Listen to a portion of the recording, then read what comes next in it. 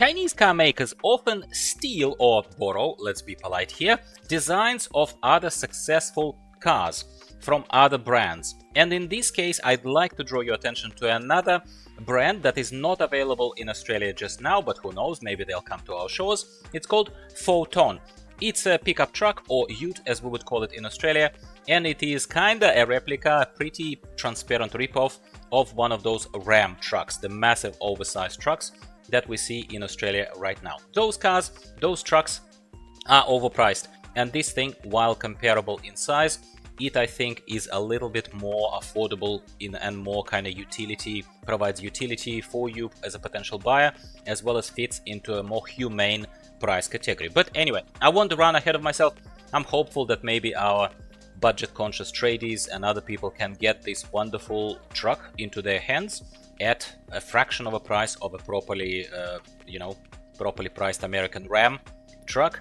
And yeah, I hope you will like it as much as I did and understand why I decided to translate it for you. Before we proceed, this video is sponsored by our old friends Autocast, creators of a whole lineup of products that are enabling wireless connectivity to your infotainment systems in your car, as long as those infotainment systems have wired Android Auto or wired Apple Carplay respectively. Connect your phone via Bluetooth and then, without connecting any wires, have access to Google Maps, podcasts, phone calls, whatever else, you name it.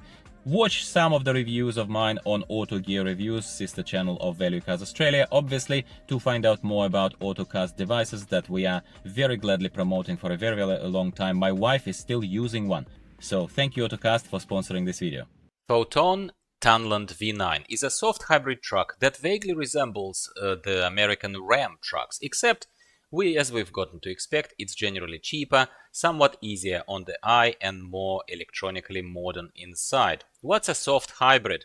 It is when a starter motor can work in two modes, of an actual electricity generator and as an actual motor contributing to the rotating momentum of the main petrol engine, kinda adding force to the vehicle.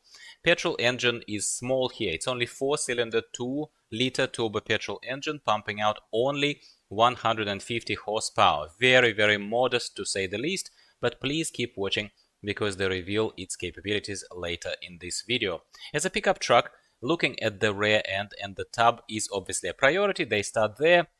So here the tailgate lowers to 90 degrees as you would expect it to, has a built-in step that helps you get into the tub while loading whatever you want. So it's quite functional. The tub is actually quite large. It's measured at 160 centimeters of length, 120 centimeters of width. So your quad bikes or similarly sizable cargo would fit here fine.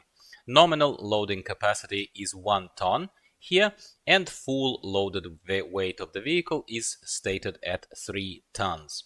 There are obviously factory fitted slots for rear towing hooks and electric appendages here for the tail lights of your trailer. Inside, FOTON V9 doesn't feel or look like a classic bare bones and kind of more robust workhorse pickup truck at all. It feels and looks more like a modern Chinese SUV. Driver position is pleasant. Steering wheel is tilt and telescopically in and out adjustable. So basically our host here says he's actually very, very comfortable straight away. It hits you straight away. No utility feel of the interior. Everything looks rather premium and relatively expensive.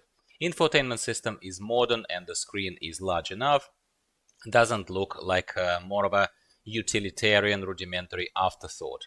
Our host says that Mars planet background image here on infotainment screen is explained because in China these FOTON models are marketed as FOTON Mars. But for Russia and maybe some other markets, I'm not sure, let me know in the comments below if you have these vehicles where you are, these have been relabeled to Tunland, FOTON Tunland, whatever it's supposed to mean.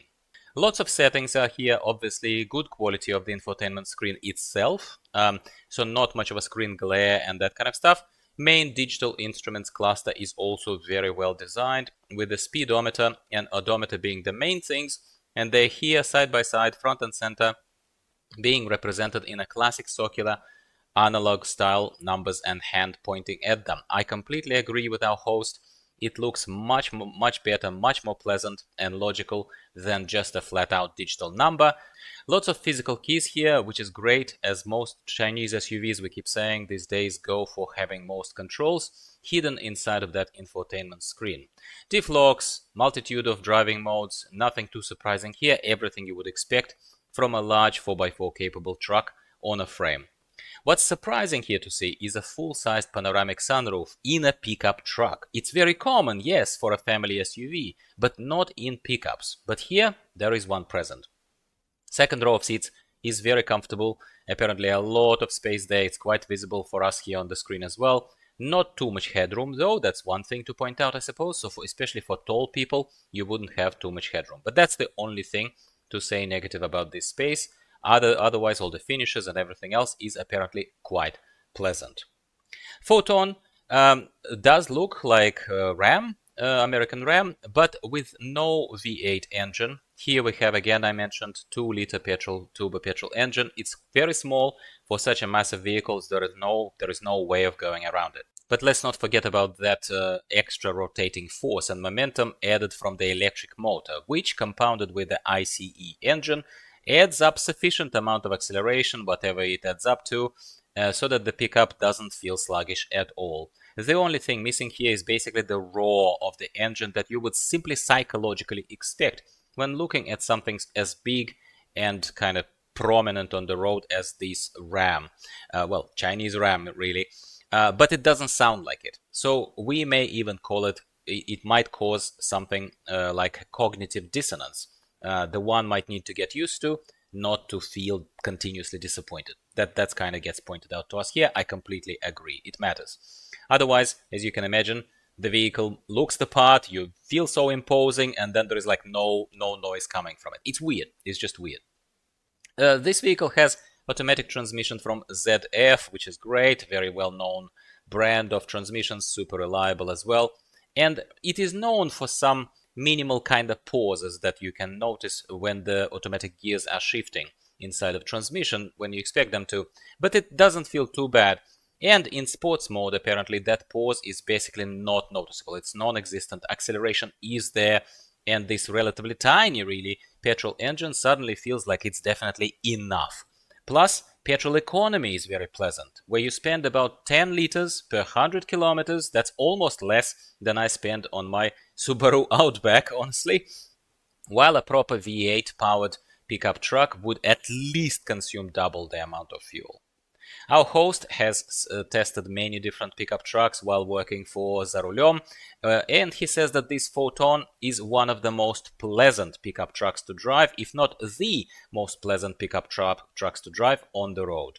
He says, of course, we are not comparing here to the crazy expensive these days Volkswagen Amarok, let's say, but that's an entirely different price category, and it would be simply unfair to compare the experience driving these two models side by side. Let's not do that. Driving feels like you are in a modern 4x4 capable SUV on a frame. He keeps repeating it, and I have to keep repeating it for him. It doesn't feel like a pickup truck. No driving discomfort, and very, very decent stock standard sound insulation as well being mentioned here. When you go off-road, even a little bit, you can feel the suspension lets you feel all the dips and bumps on the road. It doesn't completely suppress or absorb those feelings, but perhaps this is just the tuning of the suspension rather than the shortfalls of the whole vehicle structure or its quality for that matter.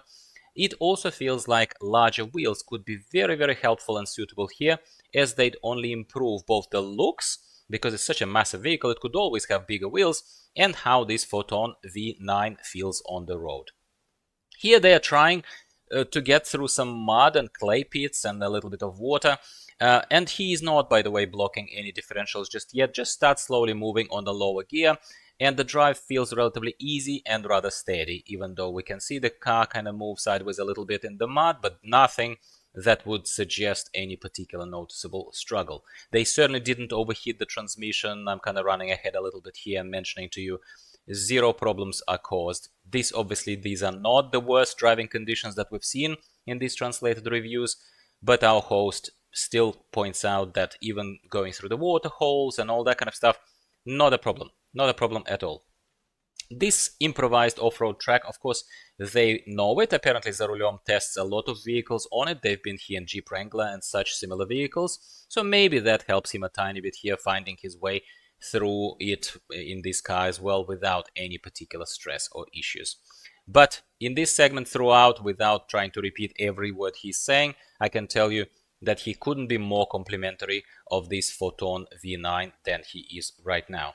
Final thoughts from the original review is that FOTON V9 is a very, very good pickup truck for those who need this carry capacity as well as who don't want to compromise the driver's comfort. But obviously, into play here come the currently inflated prices for foreign-made vehicles in Russia, including Chinese ones. And they, of course, those prices have no direct correlation to what we could expect to pay for these vehicles in Australia, even though our prices are also a little bit inflated when it comes to any vehicles coming to our shores. But at the same time, he says that RAM, that with this FOTON we are kind of repeatedly comparing it to, it would cost 3 times the price of the vehicle right now where they are. While definitely not being 3 times worse than that super hyper crazy expensive RAM. So do you, my friends, like this FOTON V9? I can tell you honestly that I do. It's more interesting, large and luxurious than, let's say, anything that Great Wall Motor brought to our shores within a value pickup trucks category. I'm even referring to the Great Wall Motor Cannon Alpha pickup truck, which is a massive one, so we're even comparing apples to apples here in terms of size a little bit. Or certainly LDV T60 as a lot more budget truck and a little bit smaller one as well. I'm not going to even try comparing this Ram to other pickup trucks such as Volkswagen Amarok that they mentioned, because even if it's not 1/3 of a price, then at the very least Amarok would probably cost what, twice as much as this, even if we had to speculate how much this might cost on our shores if FOTON ever appeared here for sale. Like I said at the beginning of this video, I went through the moment of temporary insanity where I was considering to buy a pickup truck for private use, exchange one of my SUVs for a pickup truck, yes, without being a tradie. But luckily some of my closest supporters and long-term subscribers, who I personally consider my virtual friends, talked me out of it. Thank you, by the way, once again. But I have to say that after seeing this FOTON with all the luxurious interior, panoramic sunroof, size, utility of having a tub at the back, without having to sacrifice much inside of this vehicle, I'm sure even you wouldn't blame me for feeling like, having those devilish thoughts again that could lead me down the road of considering to buy a FOTON for myself if it was available in Australia. So I guess I'm quite lucky that it's not. I thank you very much for watching, and I'll see you in the next video.